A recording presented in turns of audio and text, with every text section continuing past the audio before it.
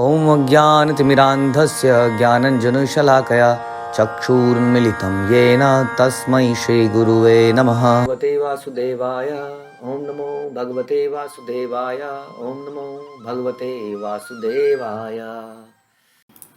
श्रीमद् भागवतम हम शुरू करेंगे आप सभी की आशीर्वादों से, कृपा से, सहयोग से अध्याय 15 और बहुत ही जल्दी हम कैंटो 1 के क्लोज में आ रहे हैं। पता नहीं कैसे ख़त्म हो गई है, पता ही नहीं चला। थोड़ा थोड़ा पढ़ने से भी कैसे चीज़ें समाप्त हो जाती हैं, बूंद बूंद से कैसे घड़ा भर जाता है, ये इसका लाइव एग्जाम्पल है।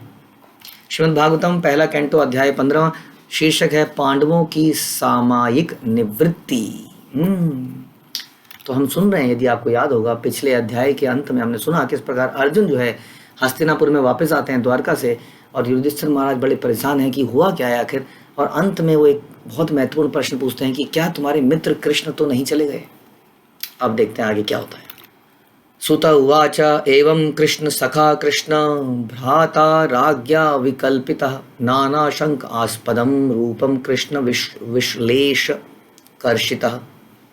सुत गोस्वामी कहते हैं, भगवान कृष्ण का विख्यात मित्र अर्जुन महाराज युधिष्ठिर की संशकित जिज्ञासाओं के अतिरिक्त भी कृष्ण के वियोग की प्रबल अनुभूति के कारण शोक संतप्त था। एक तो बेचारा पहले से ही बहुत टेंशन में था। टेंशन में क्या था, उसका जीवन समाप्त हो गया था। कृष्ण ही उसके एकमात्र ऑब्जेक्ट थे, लविंग, जिनको प्रेम करना चाहता था, सर्व करना चाहता था, वही चले गए थे। अब युधिष्ठिर महाराज ने इतनी सवालों की बौछार कर दी, पता नहीं कितने सवाल पूछ डाले। तो बड़ा होपलेस सा हो गया था अर्जुन। शोकेन शुष्यता वदन हित सरोज हत प्रभा विभुम तम एव अनुस्मरन ना अशक्नोत प्रतिभाषितुम। शोक से अर्जुन का मुंह तथा कमल सदृश हृदय सूख चुके थे। मुंह कब सूख जाता है? आज एकादशी है, आज भी मुंह सूखा हुआ है, लेकिन वास्तव में मुंह सूखता ना खाने से नहीं सूखता है। आप देखेंगे मुंह सूखता है आंतरिक चिंताओं से। जिस व्यक्ति के अंदर कहते हैं ना, चिंता चिता समान, चिंता उसके मुंह को सुखा देती है। लेकिन जो कृष्ण भावना में हम सुनते हैं श्रीमद् भागवत कैंटो 3 में कर्दम मुनि का प्रसंग, जिसमें वो कठोर तपस्या करते हैं भगवान को प्राप्त करने के लिए, कठोर तपस्या। और भागवत में श्लोक आता है कि उनका मुंह चमक रहा था, ऐसा लगता था कि उनको पता नहीं क्या प्रोटीन की गोलियां खा रहे रोज, और he was not eating at all anything. तब वहाँ पर तात्पर्य में और बाकी आगे के श्लोकों में पता चलता है, because he was having side long glances of the Krishna. वो भगवान के दर्शन पा रहे थे, और वो दर्शन उनको नरिशमेंट दे रहे थे, उनको पोषण दे रहे थे, और उसके कारण उनका जो चेहरा था, जो शरीर था, एकदम स्वस्थ था, बढ़िया दिख रहा था। तो यदि हम भक्ति करते हैं तो ये कमल सदृश हृदय और मुंह दोनों चमकते हैं। लेकिन यहाँ पर अर्जुन के सामने बहुत बड़ी संकट आ गया था। उनके जीवन का उद्देश्य ही चले गए थे, इसलिए उनका हृदय और मुंह सूख चुका था। अतएव उसकी शारीरिक कांति चली गई थी। अब भगवान का स्मरण करने पर वह उत्तर में एक भी शब्द नहीं बोल पा रहा था। बहुत सारे प्रश्न पूछे गए, लेकिन एक का जवाब नहीं दे पा रहा था। कृच्छ्रेण संस्थभ्य शुचः पाणिना आमृज्य नेत्रयो परोक्षेण समुन्नद्ध प्रणया औत कंठया कातरः। उसने बड़ी कठिनाई से आंखों में भरे हुए शोकाश्रुओं, यानी कि आंखों में कई बार आंसू खुशी के भी आते हैं, दुखी के भी आते हैं। इस वक्त दुख के आंसू थे, तो जो शोक से जो आंसू आ रहे थे उनको रोका बड़ी मुश्किल से। वह अत्यंत दुखी था क्योंकि भगवान कृष्ण उसकी दृष्टि से ओझल थे, और वह उनके लिए अधिकाधिक स्नेह का अनुभव कर रहा था। हम सुनते हैं शिष्टाष्टकम में कि युगायितम निमेषेण चक्षुषा प्राविशायितम शून्यायितम जगत सर्वम गोविंद विरहेण में, कि सारा जगत शून्य लगता है। भगवान हे गोविंद, आपके बिना सारा जगत शून्य लगता है, लेकिन हमें नहीं लगता है।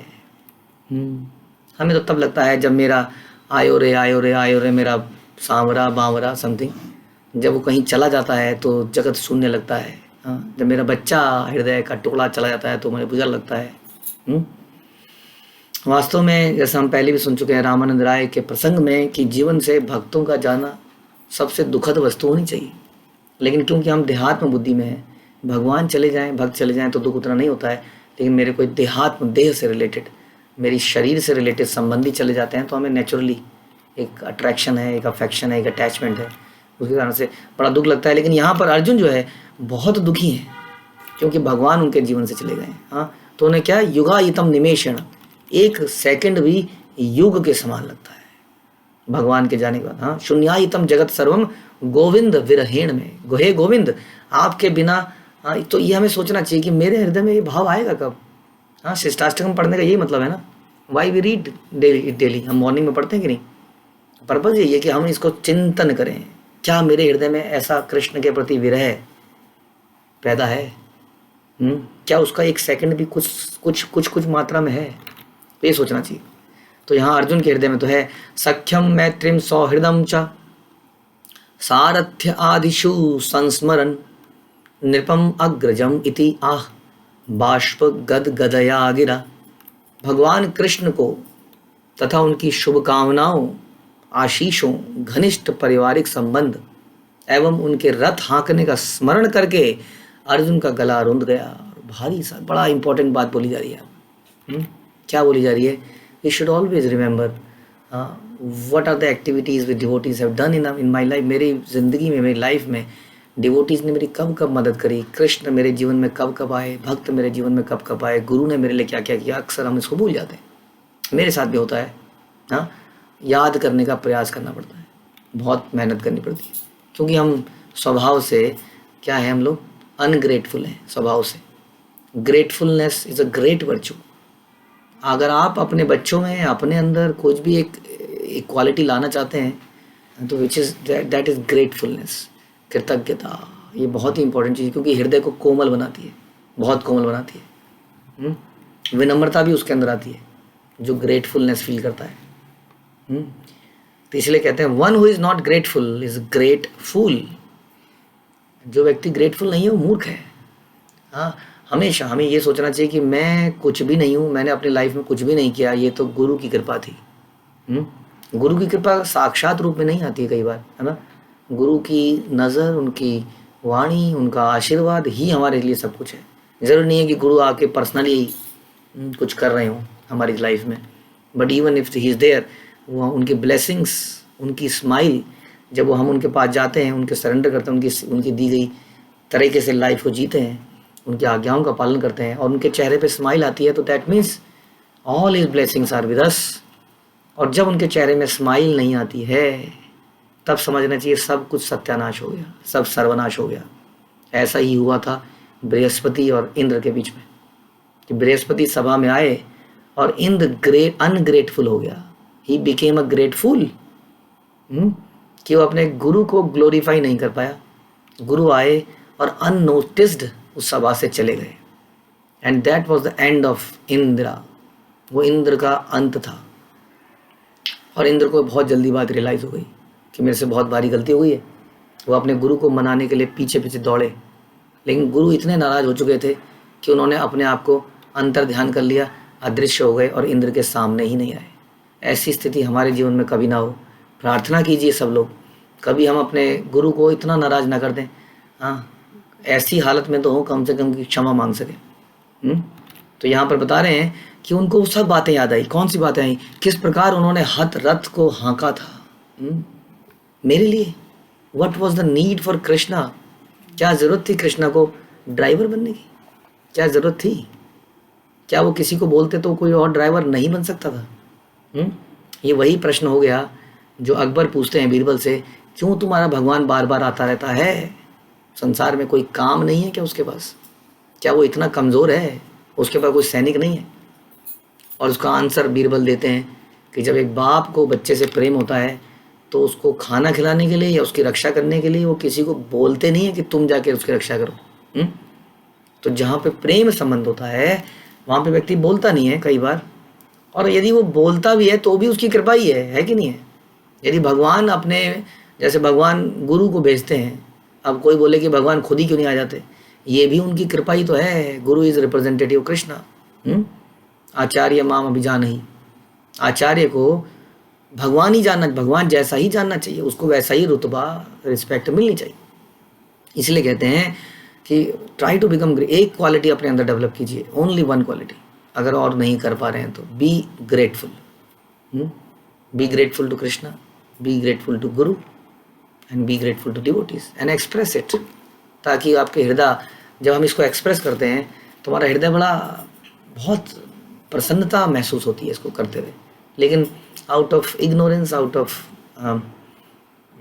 एरोगेंस हम इसको कर नहीं पाते। तो यहाँ पे देखिए अर्जुन का गला रुंध गया। क्यों रुंध गया? उसने वो सारी बातें सोची, कब कब हमारे जीवन में कृष्ण हमारे साथ थे, कैसे कैसे वो हम उनके साथ कई बार खेल भी लेते थे, कई बार उनके कंधे में हाथ रख लेते थे, कई बार उनसे कितनी सारी हृदय की बातें करी, उन्होंने कितनी बार हमारे हृदय में झांक के देखा। कई बार ऐसा होता है मेरे जैसे व्यक्ति के लिए, मुझे भी इसके लिए प्रयास करना पड़ता है कि सोचते हैं जब पीछे मुड़ के कि मेरे गुरु ने मेरे लिए क्या किया, तो सोचते हैं हाँ एक बार मैं बहुत जीवन में परेशान था तो उनसे मीटिंग हुई थी, हाँ तो उन्होंने कुछ बताया था, बस कुछ मुश्किल से कोई एक आध इंसिडेंस याद आता है। जबकि जो व्यक्ति ग्रेटफुल होता है वही सोचता है I am sum total of mercy. मैं क्या हूँ? मैं कृपा से बना हुआ एक पुतला हूँ। ये कृपा हटी तो ये पुतला नीचे धड़ धड़ धड़ धड़ करके ताश के पत्तों से गिरा, जैसा कि आप अभी सुनेंगे थोड़ी देर में। तो अर्जुन का गला रुंध आया, वो भारी सांस लेते हुए बोलने लगा, बोला सारी बातें उसको स्मरण आ रही थी कृष्ण की। अर्जुन उवाच वंचित अहम महाराज हरिणा बंधु रूपिणा येन मे अपहृतम तेजा देव विस्मापनम महत।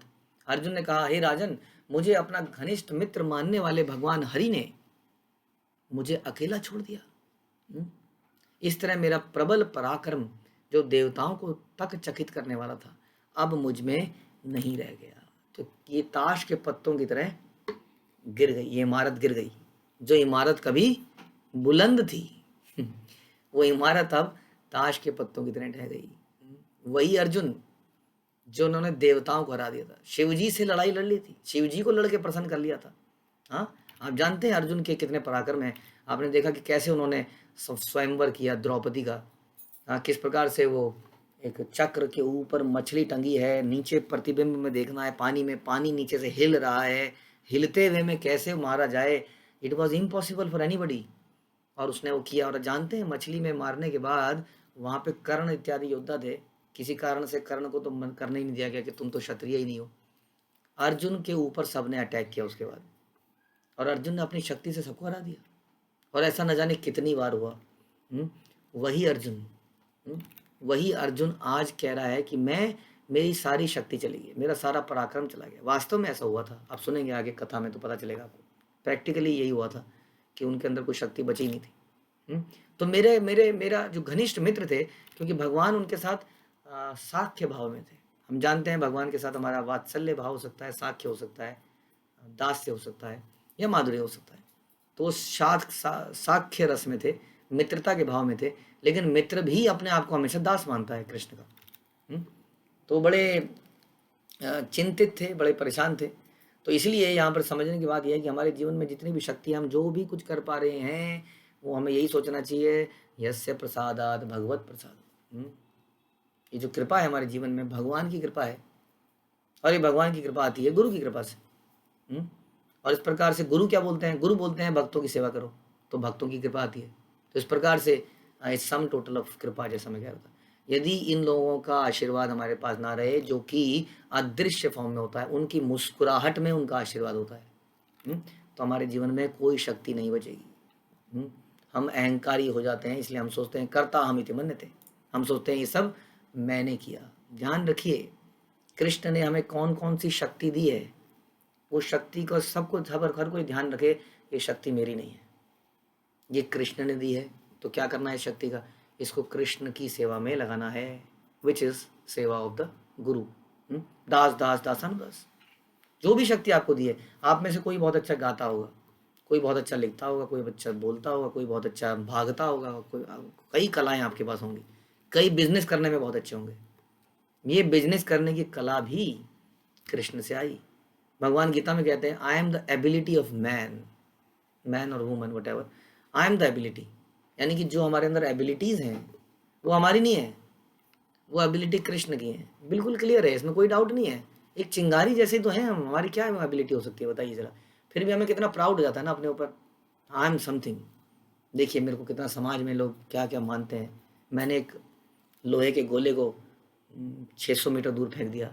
अरे वो शक्ति किसने दी फेंकने की? जब आदमी उस शक्ति को खींच लेते हैं भगवान, तो आदमी लोहे का क्या, एक एक टमाटर को उठाने में भी जब सर्वाइकल जबरदस्त होता है, आपको पता ही है।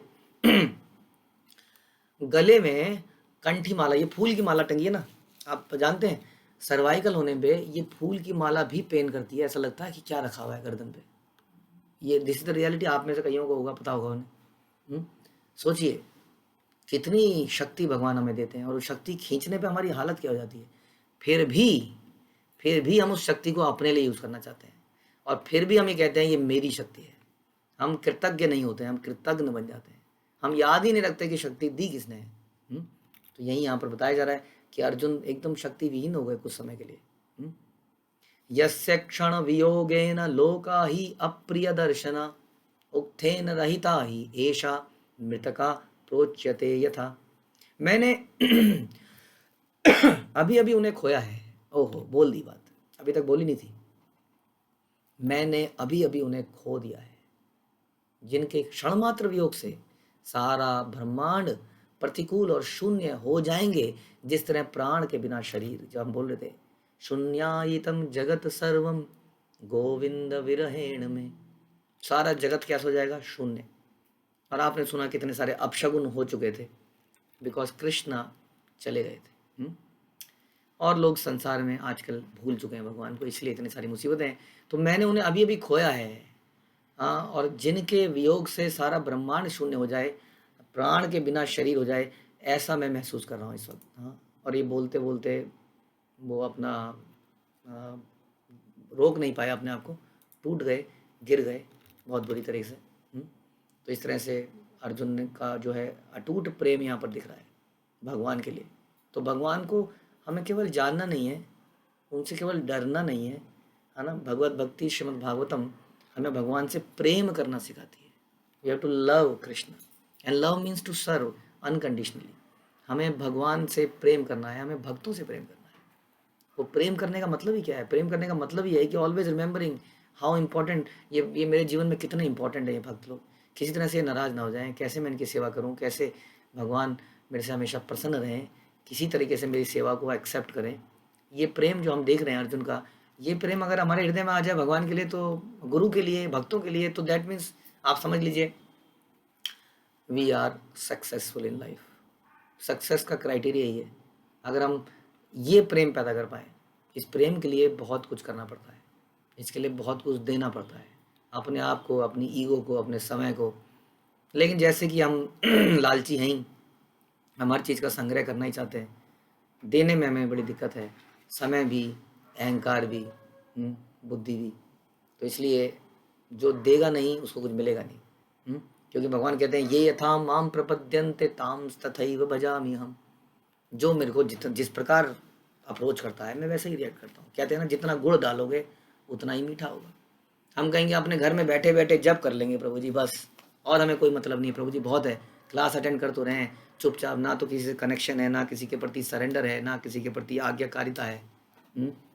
तो कैसे ये सब प्रेम पैदा होगा? ऐसा प्रेम पैदा हो सकता है किसी के लिए? नहीं। प्रेम पैदा करने के लिए ददाति प्रतिगणाति गुह्यम मख्याति पृच्छति, ये बड़ा ज़रूरी है कि हम लेन देन करें विचारों का, वस्तुओं का, प्रसाद का, समय का, इन सब चीज़ों का। इससे दिक्कत क्या होती है? इससे दिक्कत ये होती है जब बहुत पास में जाते हैं तो दूसरे की पसीने की बदबू आती है। वो बदबू हमें बड़ी दिक्कत करती है। कभी हमने अपनी बगल में सूंघा ही नहीं, कितनी बदबू है। तो यही समस्या है, दूसरों के दोष दिखते हैं। इस कारण से हम इस प्रेम को नहीं पा पाते हैं, अपनी ज़िंदगी को नीरस बना लेते हैं। क्या ऐसे ही बिता देंगे हम सारी ज़िंदगी इसी नीरसता में, इसी खोखलेपन में, जिसमें प्रेम के लिए कोई जगह नहीं है? आदमी को हंसे हुए जन्म बीत जाते हैं आज की डेट में, ढंग से हंसे हुए। किसी से प्रेम करेगा तभी तो हंसेगा। तो बड़ा प्रैक्टिकल चीज़ है जो हम इस वक्त कर रहे हैं। इसको जस्ट एक कहानी की तरह मत लीजिए। ट्राई टू अंडरस्टैंड अर्जुन का कितना गहरा प्रेम है भगवान के लिए, हाँ, भगवान के भक्तों के लिए। कब हमारे हृदय में ऐसा होगा? इस कथा को जारी रखेंगे। हरे कृष्णा। ग्रंथराज श्रीमद् भागवतम की जय। श्रील प्रभुपाद की जय।